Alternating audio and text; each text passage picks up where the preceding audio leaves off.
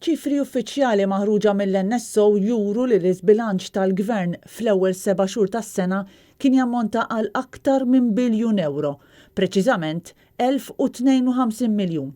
Dan ifisser żieda qawwija ta' 926 miljun euro meta mqabbel mal-istess perjodu tas-sena li għaddiet.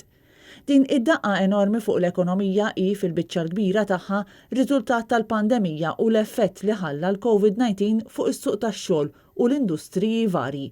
Fil-fatt, id-dħul tal-Gvern naqas b'533 miljun euro. Għal perjodu ta' bejn April u Ġunju, l-akbar tnaqqis kif kien mistenni kien irreġistrat fil-qasam tal-akkomodazzjoni u s-settur tal-ikel fejn infiq naqas b'aktar minn 100%. Qasam ieħor li kontribwixxa tnaqqis kien dak tal-manifattura li niżel b'aktar minn 10%.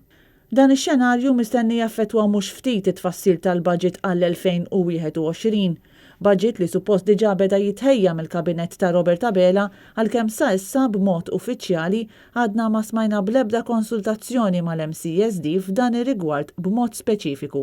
F'Lulju li għadda d-dejn tal-Gvern kien fil-livell ta' 6,624 miljun euro, żieda ta' 1,170 miljun euro fuq 12 xahar ta' qabel.